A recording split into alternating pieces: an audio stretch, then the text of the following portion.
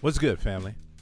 Today we're diving into one of the most profound and powerful works in African American literature, Toni Morrison's The Bluest Eye. If you've never read it or even heard of it, let me tell you, this book is a book that changes how you see the world and yourself. Morrison once said in an interview, "I wanted to write about how things as grotesque as the demonization of an entire race could happen." And she did just that with her debut novel. So let's talk about why this book is not just a classic, but a necessary read. Before we get into the book, let's talk about the woman behind it. Toni Morrison was born Chloe Ardelia Wofford in 1931 in Lorain, Ohio. She grew up in a working-class black family surrounded by storytelling, music, and a deep sense of community. She attended Howard University, known as the Mecca for black scholars, where she studied English, then went on to Cornell for her master's before becoming a novelist. Morrison worked as an editor, where she helped bring black literature to the forefront, publishing giants like Angela Davis and Gail Jones. But Morrison wasn't just a storyteller, she was a truth teller. She wrote about black life in all its complexity, refusing to cater to white audiences.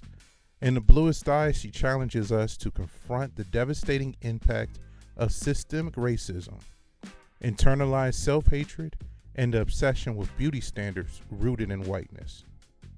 Let me set the stage for you. The story takes place in Lorain, Ohio during the 1940s, a time when the weight of systemic racism and the lingering effects of the Great Depression shaped the lives of black families. At its heart is Pecola Breedlove, an 11-year-old black girl who yearns for blue eyes. Not just any blue eyes. She dreams of the kind of blue eyes that will make her seen, loved, and valued in a world that constantly devalues her. Why blue eyes? Think about it. Blue eyes are a symbol of whiteness, of what the dominant culture tells us is beautiful, innocent, and pure. Pecola, growing up in a time where society idolizes Shirley Temple and despises her for her dark skin and coarse hair, internalizes these messages. She believes that if she could just embody this standard, her life would change. Here's a passage from the book that captures this longing. It had occurred to Pecola some time ago that if her eyes, those eyes that held the pictures and knew the sights, if those eyes of hers were different, that is to say, beautiful, she herself would be different.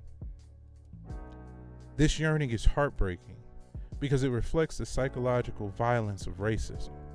Pecola isn't just want blue eyes. She wants to be seen as a human. Imagine being a child and thinking the only way to escape your pain is to change. Pecola's desire for blue eyes isn't just about beauty. It's about survival.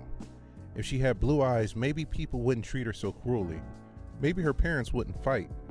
Maybe her life would finally be worth living.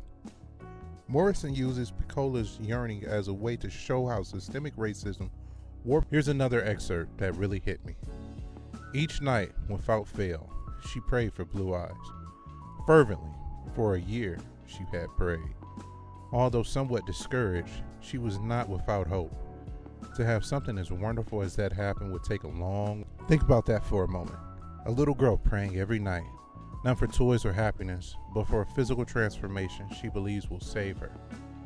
That's how deeply racism and colorism infiltrated the psyche, especially for the most vulnerable among us.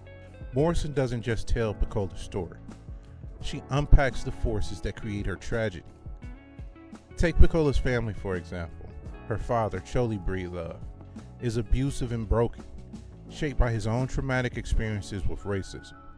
Her mother, Pauline, is so consumed by her own insecurities and fantasies of white perfection that she neglects Pecola. These aren't just bad parents. They're people crushed by a system that denies them. Morrison writes about this generational pain with such compassion. She doesn't excuse their actions, but she helps us to understand how oppression works. Choli and Pauline are products of a racist society that leaves no space for healing or self-worth. Pecola becomes the ultimate victim of these compounded traumas. And it's not just the family. Pecola's community also fails her. Instead of protecting her, they ridicule her. they scapegoat her, using her pain to make themselves feel better. One of the most striking moments in the book is when Morrison writes, "All of our waste which we dumped on her and which she absorbed, and all of our beauty which was hers first and which she gave to us."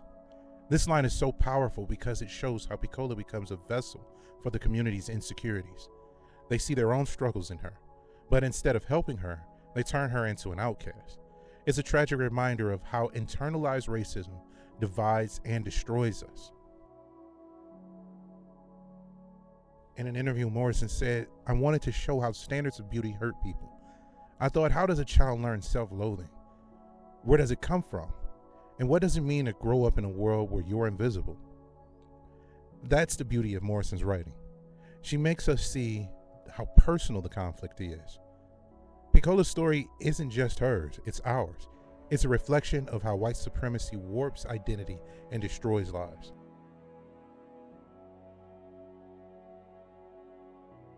Now, I won't lie to you. This book is heavy.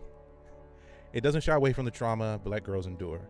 There's sexual violence, poverty, and neglect. Morrison once wrote that she wrote the book because she felt no one else would, and that's why it's so important. But it's not all despair. Morrison's prose is poetic, even when it's heartbreaking. She balances pain with moments of beauty, showing the resilience of Black communities.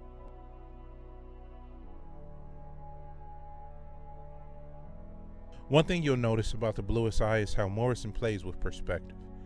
The story is narrated by Claudia McTeer, a young girl who grows up alongside Piccola. Through Claudia's eyes, we see the pressures of racism and colorism, but also the innocence and curiosity of childhood. Morrison explained that she used Claudia's voice because "I wanted someone who was both inside and outside the story." This dual perspective gives the novel its emotional depth. It's both a critique and a lament.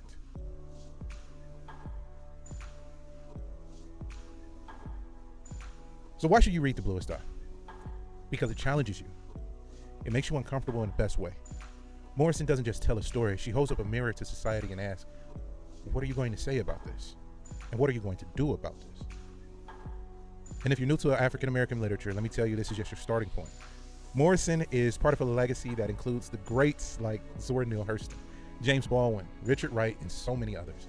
These voices have shaped the way we understand Black identity, history, and resistance.